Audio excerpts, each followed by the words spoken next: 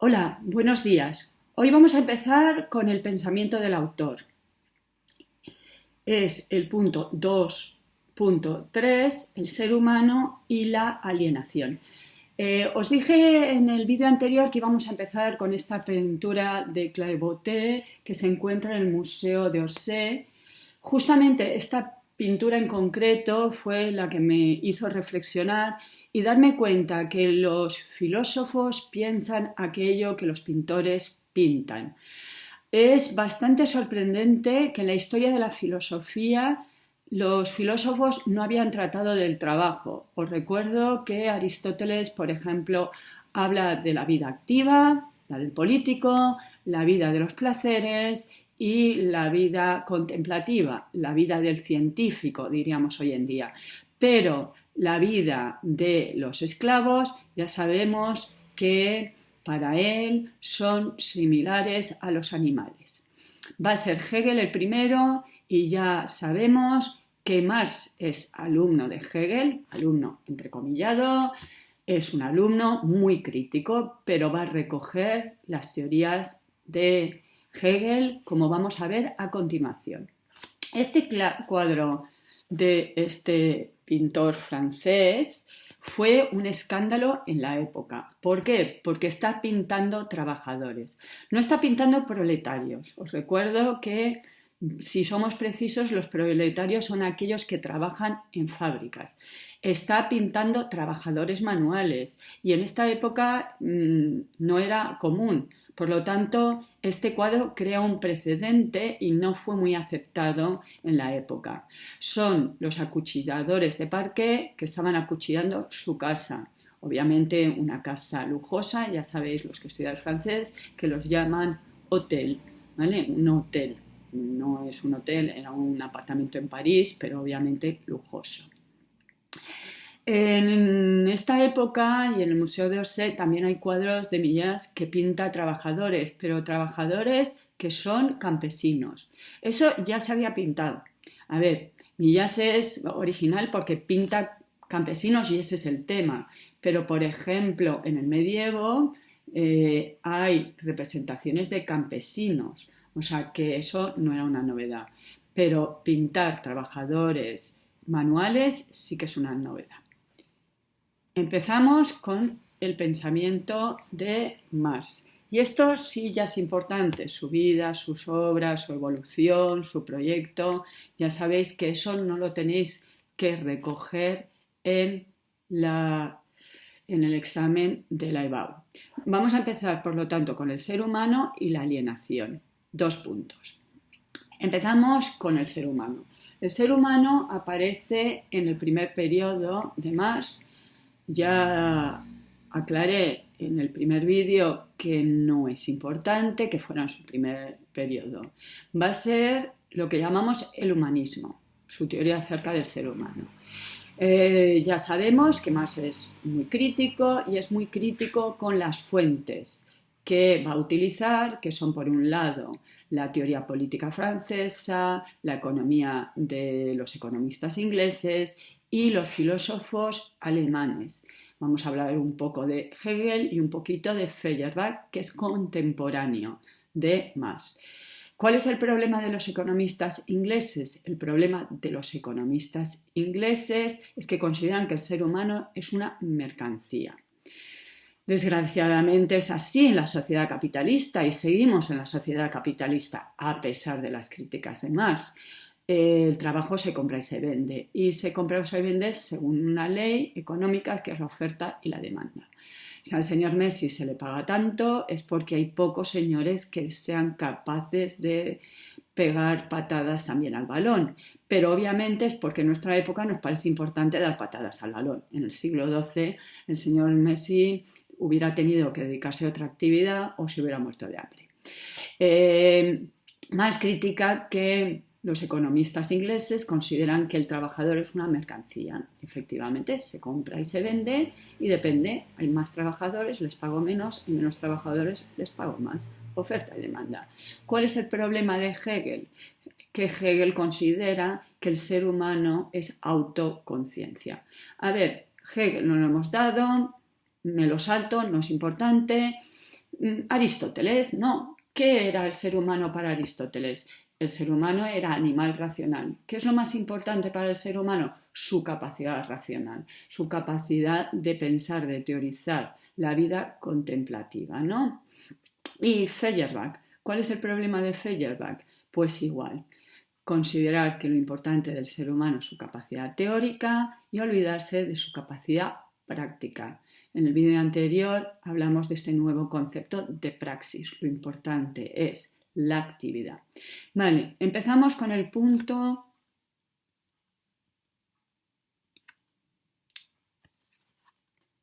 Aquí otra representación de. Empezamos con el punto 3.1, el ser humano.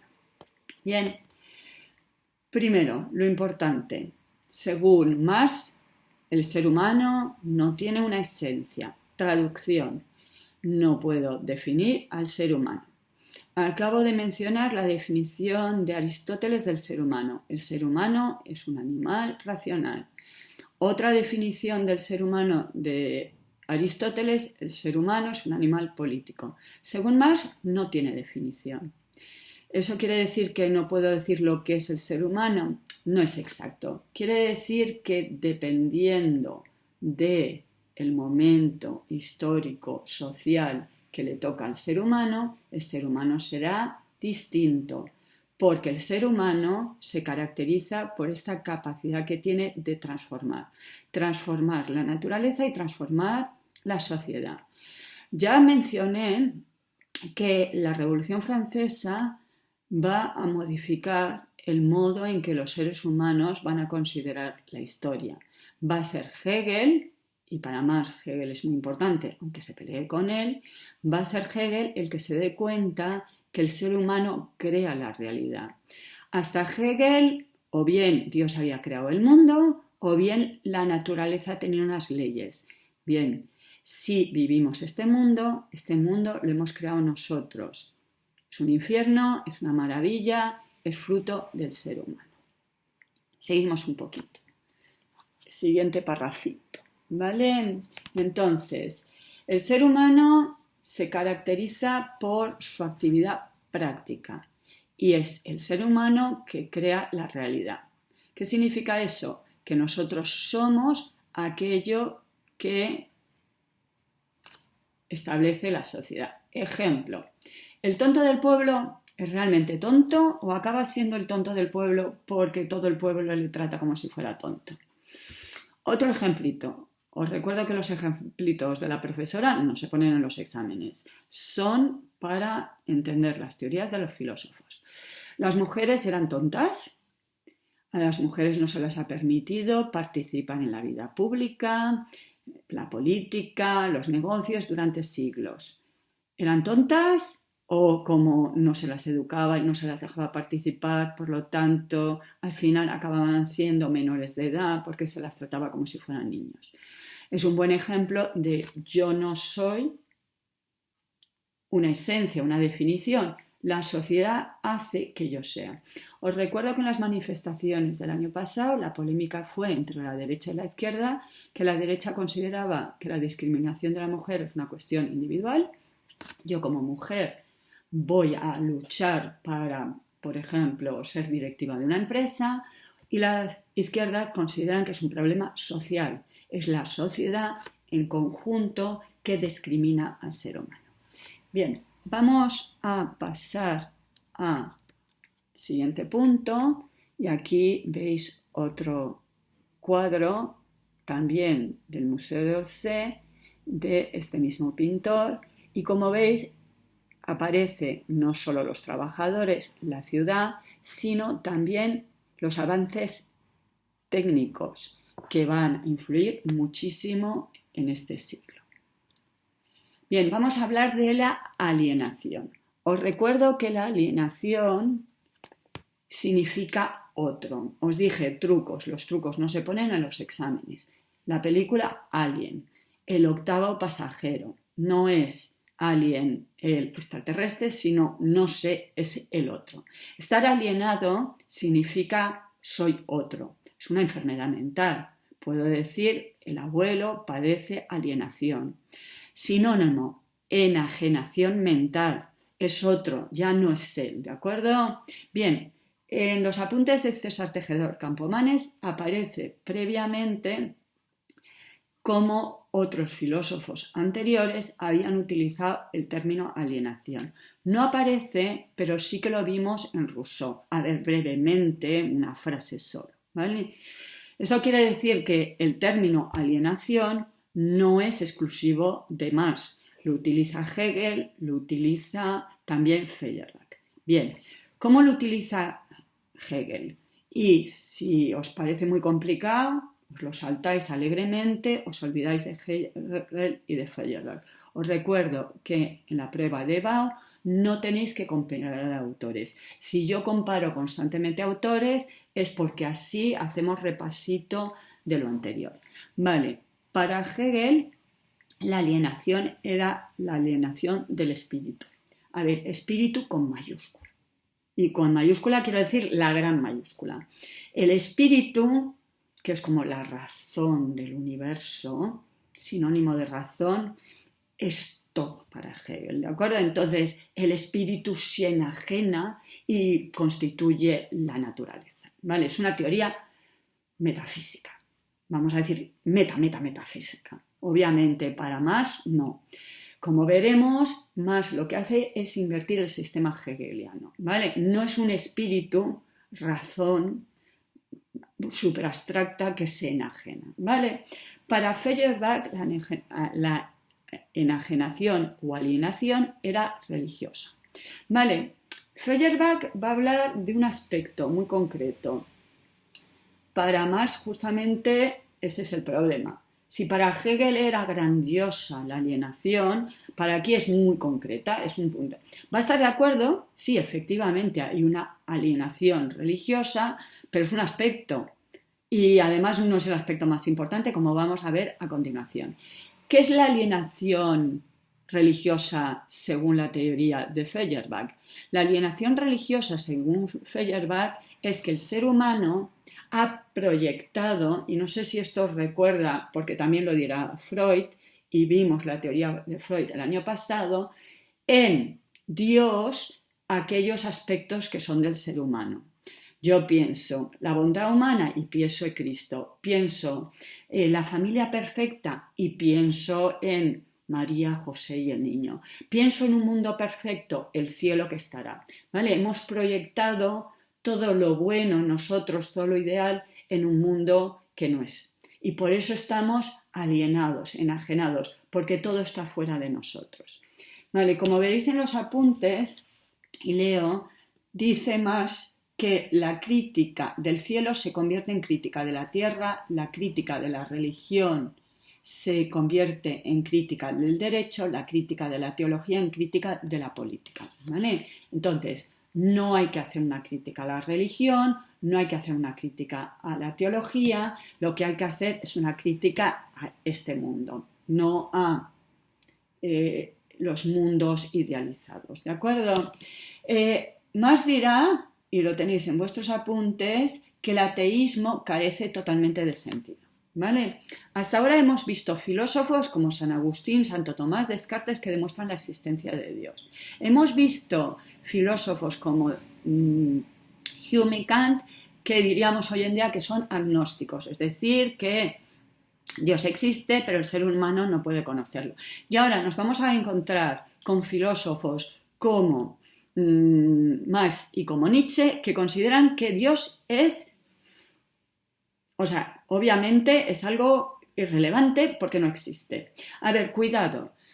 Estos autores obviamente son ateos, pero es que van a decir que el problema ya no es una cuestión religiosa, es de otro ámbito, ¿de acuerdo? Entonces, vale, Dios no existe, pero Dios ha sido importantísimo y es importantísimo para entender nuestra sociedad, ¿de acuerdo? Entonces, el problema de Dios van a estar en Marx y va a estar en Nietzsche. Y luego ya lo veremos en Ortega, ¿de acuerdo? Obviamente no en Habermas. Entonces, el problema de Dios, pero está en este mundo, no está fuera de este mundo. Marx dirá una cosa. Como os decía, vuelvo a leer la cita, el ateísmo carece ya totalmente de sentido. A ver, pongo un ejemplo. Suponed que tenéis un amigo que dice, ay, yo paso de lo que dice mi padre, ay, yo paso de lo que dice mi padre, ay, yo paso de lo que me dice. Y no para de hablar de su padre. ¿Pasa realmente de su padre? No, vale. Entonces, si yo me dedico a escribir folios y folios y folios, como el señor Kant, para demostrar que no se puede demostrar la existencia de Dios, es que en el fondo Dios me preocupa mucho. Entonces, ese es el sentido de la cita. El sentido de la cita es que no vamos a dedicar nuestros esfuerzos a negar la existencia de Dios, porque en el fondo sería una forma de estar recalcando la importancia que tiene Dios. ¿De acuerdo? Bien, vamos a proseguir un poquito más y vamos a hablar de la alienación del trabajador. Vale, antes de hablar de la alienación del trabajador, os voy a contar un poquito la teoría de Hegel. A ver, os voy a contar una cosa muy concreta de la teoría de Hegel, lo que se llama la dialéctica del amo y el esclavo. La dialéctica del amo y el esclavo es un pasaje de una obra importantísima de Marx, que es la Fenomenología del Espíritu, que es una obra dificilísima que la mayoría de la gente no se ha leído, ni siquiera en las facultades de filosofía. Yo a Hegel lo vi en el doctorado, no en la carrera. Entonces, nos limitamos a un pasaje, ¿no? Ya digo que Hegel es el primero en pensar el trabajo, y cuando digo trabajo, el trabajo manual. Sí que se había hablado de la política, sí que se había hablado de la actividad del científico, pero no el del trabajo manual, ¿de acuerdo? Como dice Hannah Arendt, una cosa es la acción, otra cosa es el trabajo y otra cosa es la labor.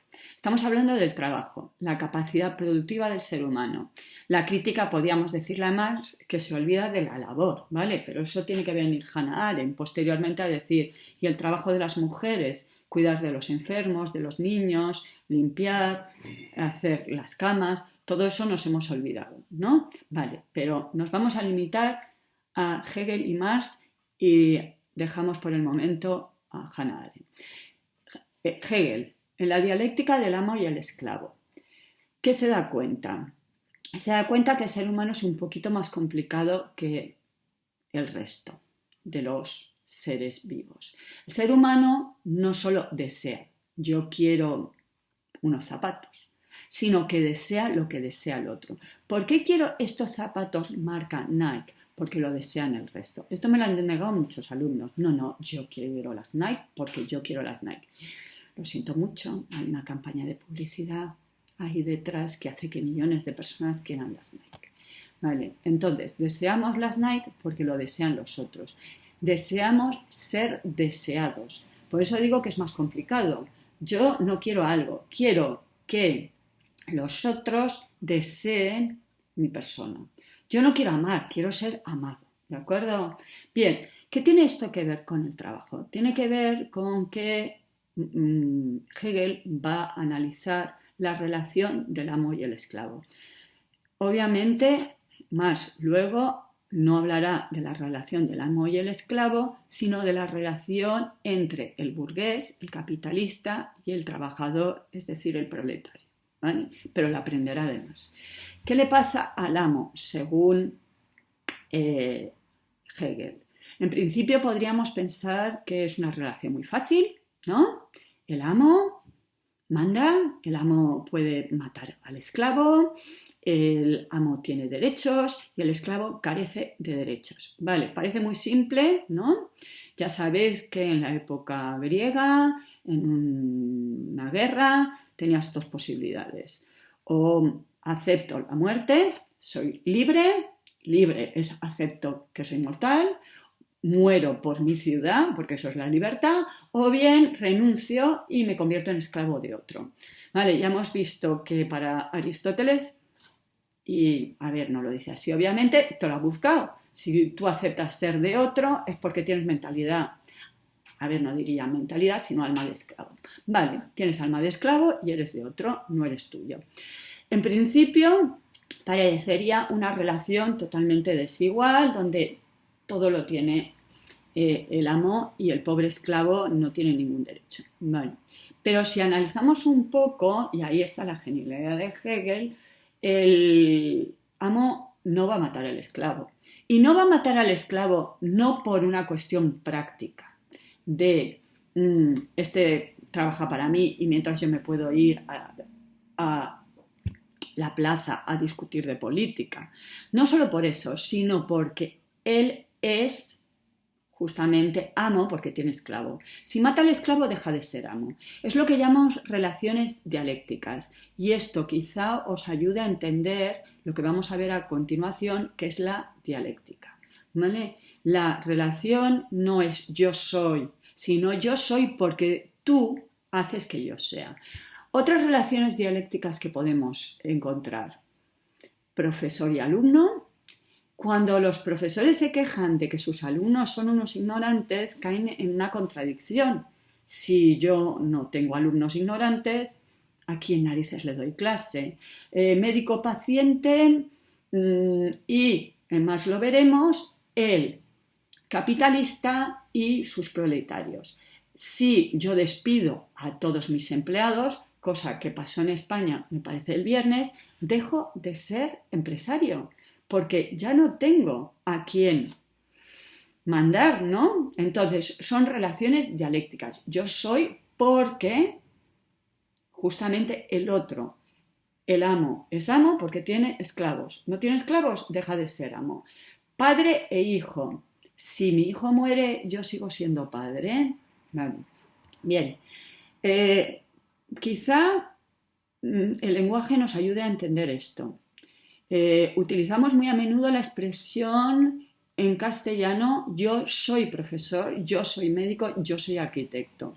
Curiosamente los italianos dicen hago, el médico, hago, ¿vale? Pero está muy bien utilizar el verbo ser porque es lo que me constituye. En España ocurre muy a menudo que los hombres, y curiosamente los hombres, cuando se jubilan, se deprimen, enferman y mueren. Bien, uno podría decir que si el trabajo es horrible, ya lo sabemos desde la Biblia, es una condena, es un castigo porque comimos del árbol del bien y del mal. ¿Por qué deprimirnos? ¿Por qué caer en esa desesperación? Me pagan, tengo mi pensión, tengo tiempo libre. Ya, pero dejo de ser. Por eso decía que es algo que le pasa a los hombres, a las mujeres. ¿Por qué? Porque las mujeres, aunque trabajen y se jubilen, siguen estando activas, siguen cuidando de sus nietos si no son sus hijos, de sus familiares, ocupándose de la casa. Son también sus relaciones sociales. Vale, vamos a llevar todo esto, que es lo importante, a Marx. Bien, aparece en los manuscritos y vamos a hablar de la alienación del trabajador. Obviamente estamos hablando de la sociedad capitalista y el modelo va a ser el empresario, el capitalista, el burgués que tiene una fábrica y los proletarios. Obviamente el que está alienado es el proletario, ¿vale? A ver, un salto atrás. En principio pensaríamos que en la relación de Hegel amo-esclavo el que tiene todas las de ganar es el amo, bueno, pues será según Hegel el esclavo, porque el esclavo es el que tiene relación con la realidad, es el que trabaja, es el que transforma. El pobre amo, en el fondo, se cree que él es amo, pero realmente es una relación viciada. Si el esclavo le dice, amo, que eres muy listo, que eres estupendo, como tiene en el fondo, a ver, es una imagen, la pistola en la cabeza, no había pistolas en la época griega, entonces realmente no es realmente qué requiere el amo para realmente ser amo.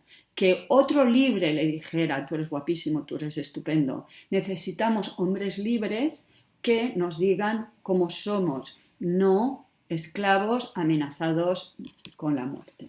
Bien, vuelvo a Marx. A ver, en los apuntes de César Tejedor Campomanes veréis que está dividido en 4. ¿vale? 4 puntos. Os recuerdo que en los exámenes de la EBAU no podéis hacer esquemas, pero sabiendo que son 4, pues así me puedo enrollar un poquito más, ¿de acuerdo? Y os recuerdo, no pongáis 4 porque luego si me olvido de uno tengo un problema. No pasa nada. Son 4 aspectos, si me acuerdo de 3, perfecto. Empezamos con el primero. El primero es respecto al producto. ¿Qué ocurre? El trabajador en la sociedad capitalista produce un producto que no es suyo, es de otro. Recuerdo, alienación, truco, alien, otro. ¿De acuerdo? Algo extraño a mí. Produzco algo que se convierte de otro. Obviamente se convierte de otro porque se convierte en una mercancía que va a vender el empresario, el capitalista, el burgués. Bien, pero no solo es algo que es de otro porque lo produzco, sino que se va a enfrentar a mí, que eso es un aspecto de la alienación, de la enajenación. Bien, ¿por qué? Porque yo estoy produciendo algo que no puedo comprar.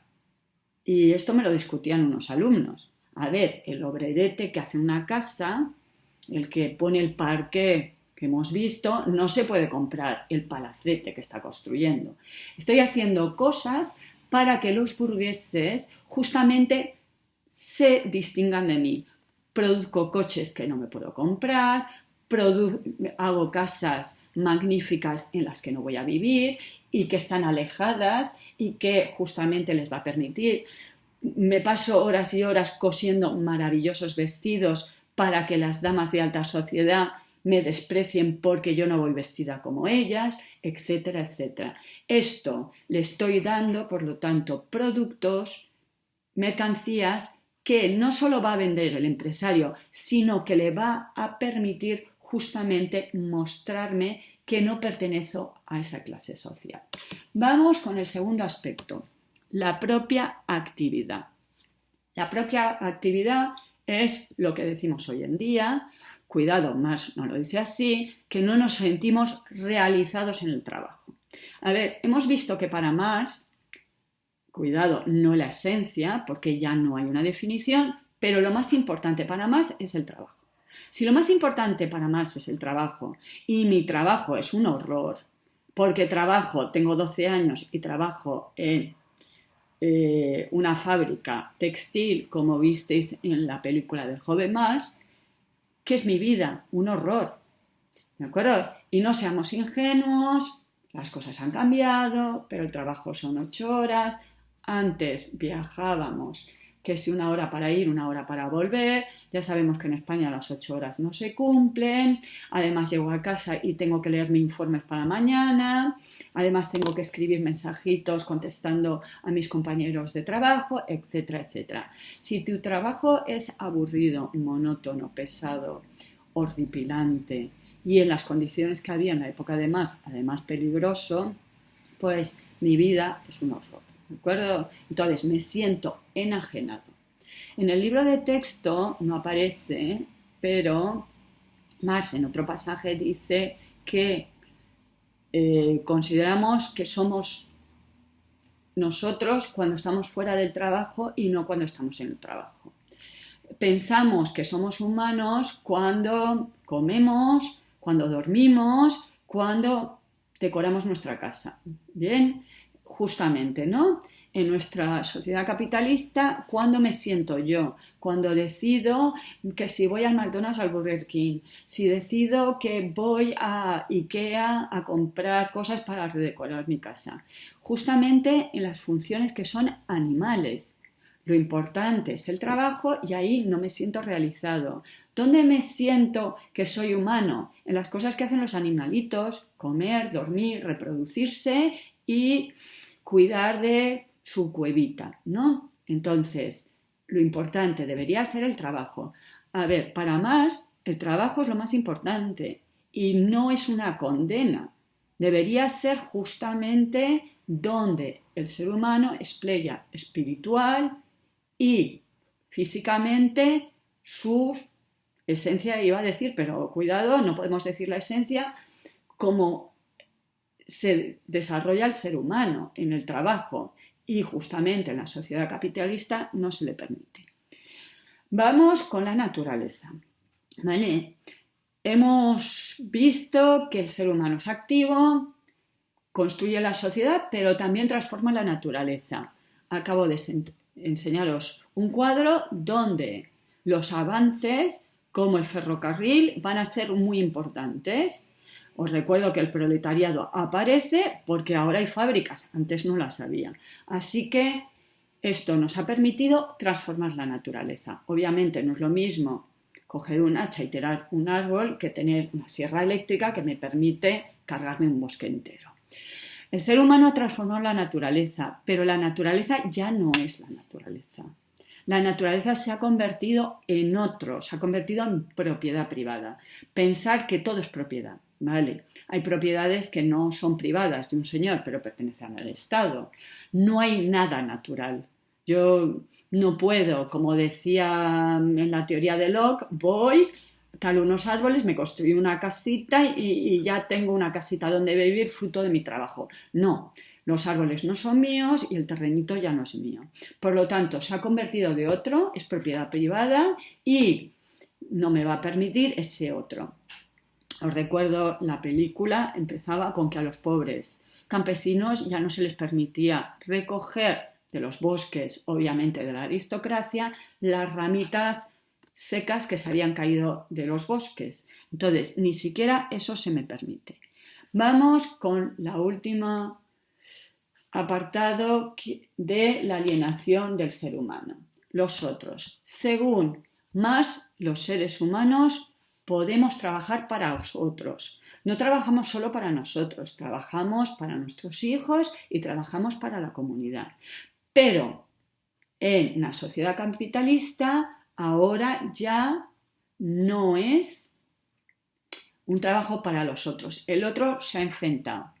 Si os acordáis, el año pasado las sociedades todas, la antigua, la medieval y la capitalista, hay una lucha de clases. Entonces el otro se convierte en mi enemigo. ¿De acuerdo? Entonces la sociedad está escindida y hay una lucha de clases. Yo estoy trabajando como proletario para el capitalista, que no solo se queda mi mercancía a la que yo no tengo acceso, sino que además se enfrenta. Entonces estamos en la lucha. Bien, vamos con la solución, ¿vale? A ver, ya sabemos del año pasado que el problema para más es la propiedad privada. Es la consecuencia del trabajo alienado. Esta sociedad donde los seres humanos están alienados es la que produce la propiedad privada. Ya sabemos que la solución es el comunismo y ya sabemos que el comunismo supone la abolición de la propiedad privada. El ser humano en el comunismo no estaría alienado y dice más que hay que abandonar esto del tener, propiedad privada, mercancía mía que vendo yo, por el amor a las cosas. Entonces, la cita que aparece en vuestros apuntes es que si suponemos al ser humano como humano y su relación con el mundo como una relación humana, solo se puede cambiar amor por amor, confianza por confianza. Esa sería la diferencia entre el comunismo y el capitalismo. Bien, aclaro, y lo tenéis en un recuadro, que Marx, frente a socialistas, va a rechazar lo que él considera que es un comunismo grosero, ¿de acuerdo?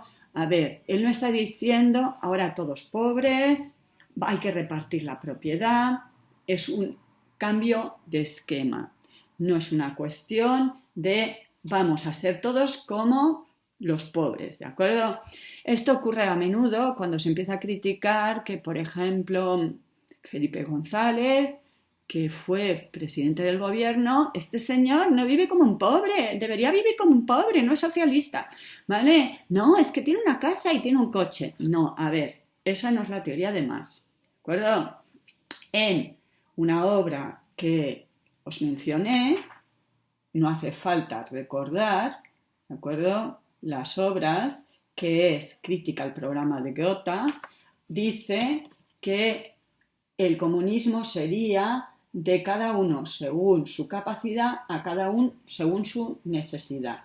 Por lo tanto, Marx nos está diciendo que hay que ser iguales. Por ejemplo, os comenté que hay un periódico en Francia, Liberación, donde todos reciben el mismo salario, desde el director hasta la señora de la limpieza. Podría ser una opción, todos recibimos lo mismo. Bien, esa no es la teoría comunista. Según Marx, repito la cita, de cada uno según su capacidad, a cada uno según sus necesidades.